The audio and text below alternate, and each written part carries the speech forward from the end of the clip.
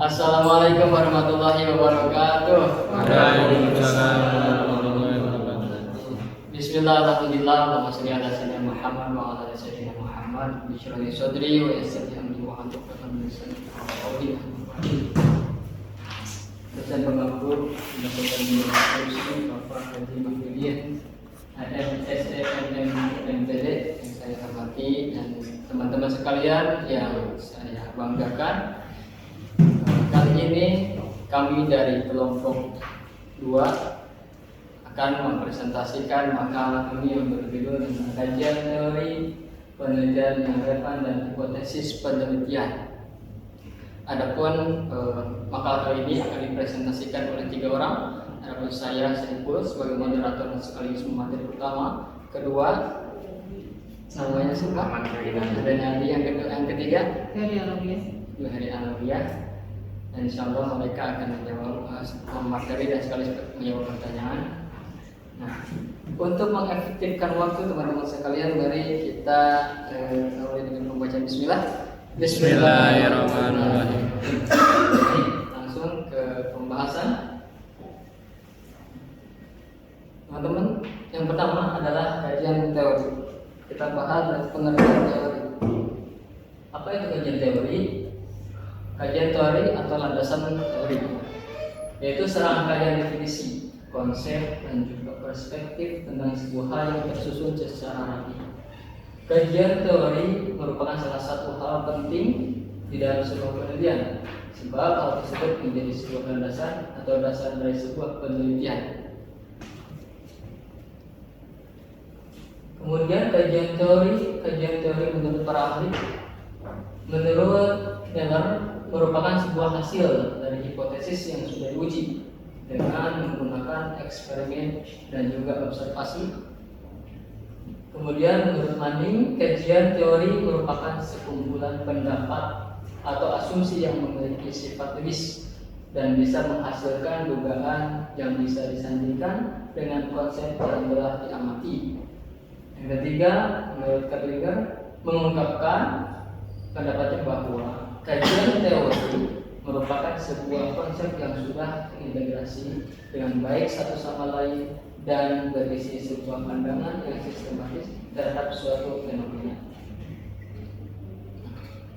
Adapun kajian teori ini mencakup 3. Yang pertama, deskripsi teoritis tentang variabel yang akan diteliti. Kedua, penelitian terdahulu. Dan yang ketiga, hipotesis penelitian. Yang pertama, deskripsi teoritis variabel penelitian.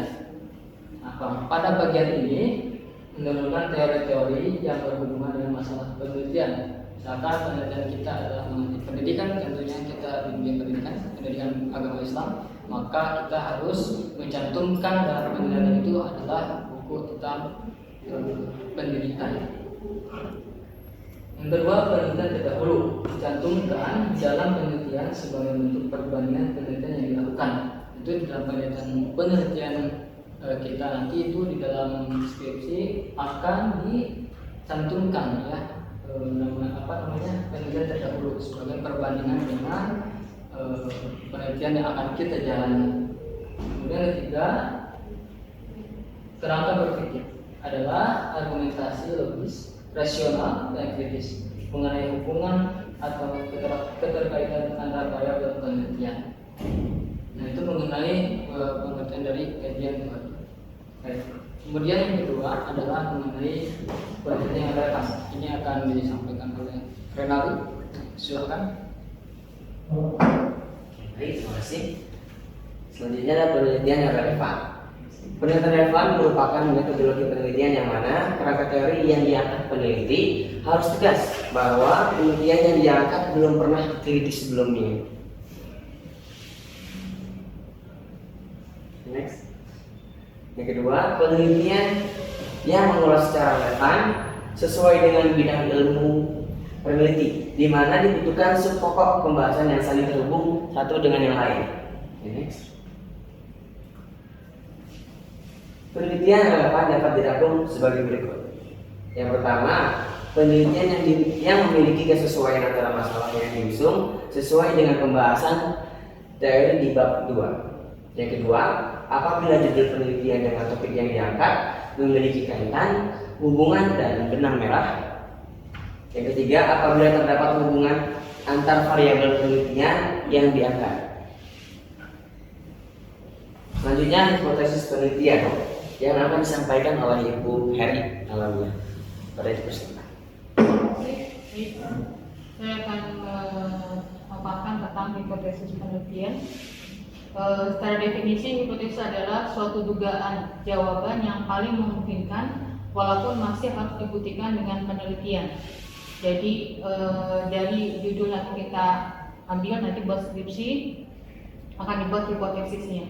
Jadi hipotesis adalah hasil atau kesimpulan yang ditentukan dari sebuah penelitian yang belum tentu kebenarannya dan baru akan menjadi benar jika sudah disertai dengan bukti-bukti. Jadi hipotesis awalnya seperti apa nanti akan terjawab setelah penelitiannya dilakukan. Kemudian apa sih kegunaan hipotesis penelitian?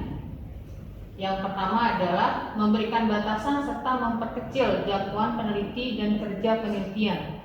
Kemudian yang kedua, sebagai alat yang sederhana dalam memfokuskan fakta yang bercerai-berai tanpa koordinasi ke dalam suatu kesatuan yang penting dan menyeluruh. Yang ketiga, sebagai panduan dalam pengujian serta penyesuaian dengan fakta. Berikutnya adalah cara merumuskan hipotesis penelitian. Yang pertama, hipotesis hendaknya menyatakan pertautan antara dua variabel atau lebih. Jadi variabel X dan variabel Y. Kalau dua variabel. Kemudian yang kedua adalah hipotesis dinyatakan dalam kalimat pernyataan. Ketiga, hipotesis dirumuskan secara jelas dan padat. Yang keempat, hipotesis hendaklah dapat diuji dengan data yang dikumpulkan dengan menggunakan instrumen penelitian.